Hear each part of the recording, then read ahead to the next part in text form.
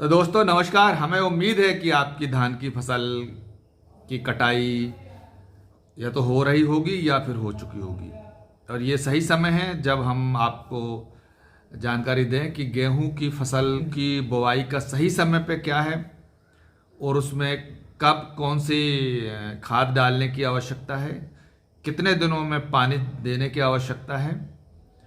और इन सारी बातों को आज हम इस वीडियो के माध्यम से हम आपको अवगत कराएंगे, और इस वीडियो को पूरा देखें।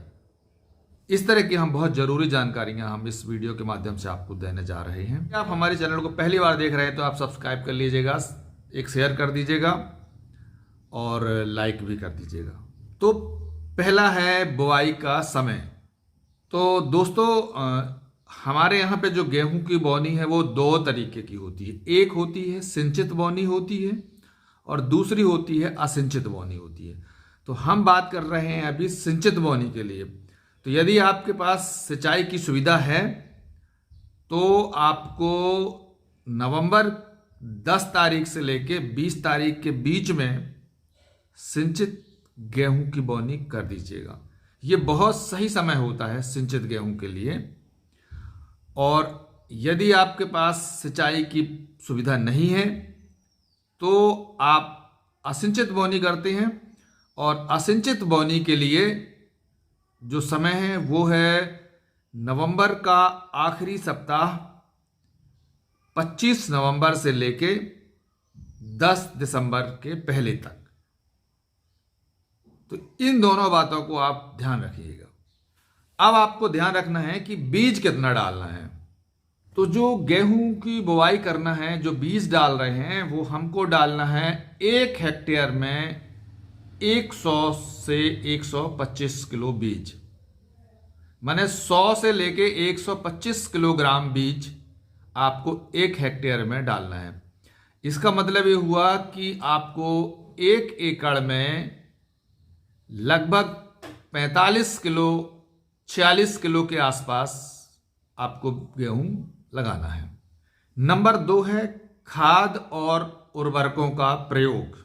इसमें हमारे पास 2 तरीके हैं। एक है जो गोबर की खाद और दूसरा है रासायनिक खाद।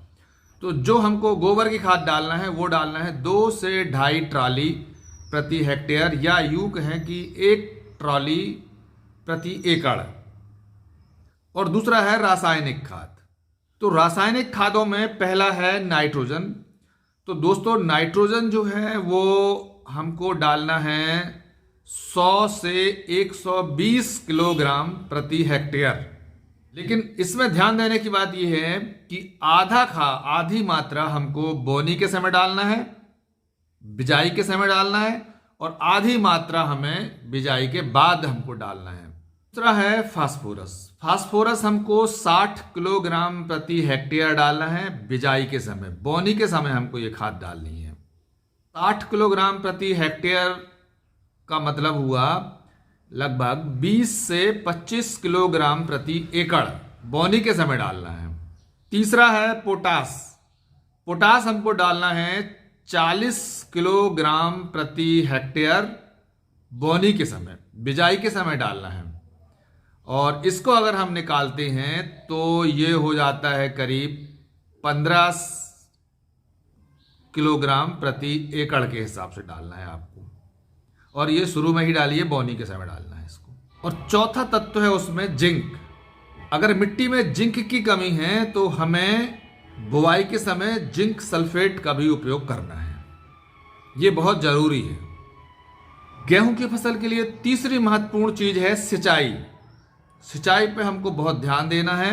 जो इसमें टाइमिंग निश्चित है उसी टाइमिंग पर हमको सिंचाई करना है, उसी समय पे हमको सिंचाई करना है।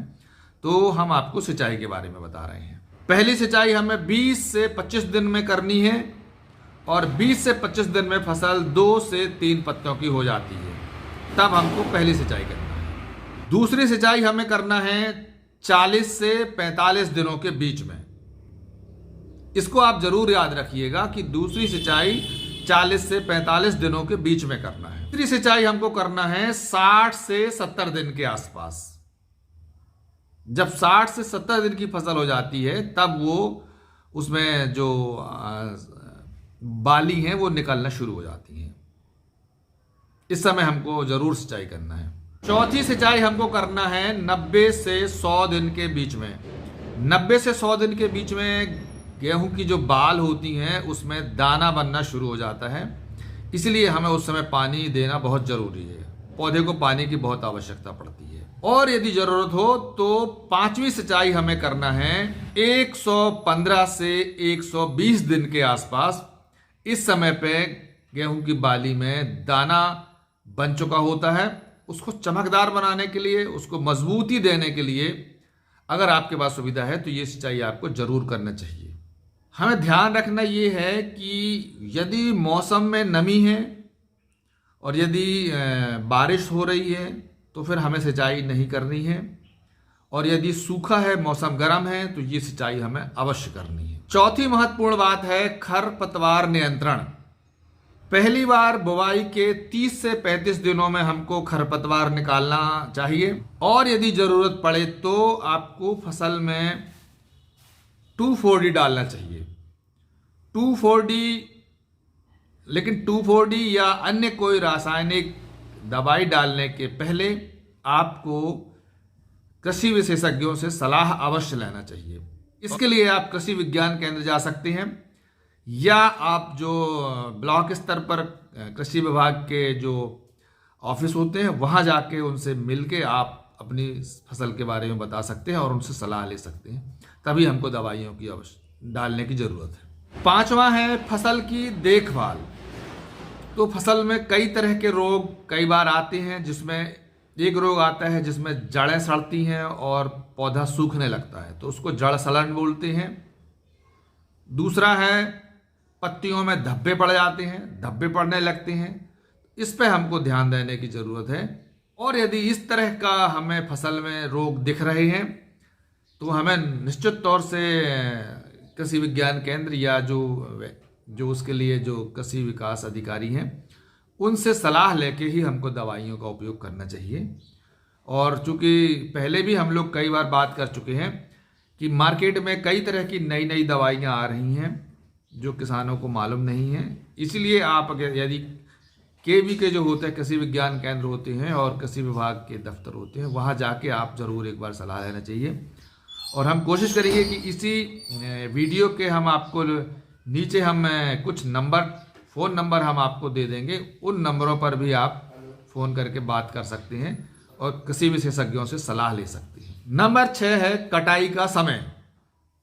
फसल 130 दिन से 150 दिन के बीच में पककर तैयार हो जाती है और फसल काटने लायक तभी होती है जब पौधा पीला पड़ जाता है, दाना पड़ जाता है और बाली उसकी हष्ट-पुष्ट हो जाती है, तब आप उसे काट सकते हैं। और इन्हीं सारी बातों को अगर आप ध्यान में रखेंगे तो आपकी फसल बहुत अच्छी होगी। और जो हमने आपको बताया नाइट्रोजन, फास्फोरस, पोटास, जिंक, ये कहाँ मिलती हैं, कैसे मिलती हैं, हम आपको विस्तार से, और ये कितना मिलती हैं और किस खाद में कितने प्रतिशत होती हैं, इसको हम विस्तार से आपको इसी के खंड 2 में बताएंगे, उसको भी आप जरूर देखें।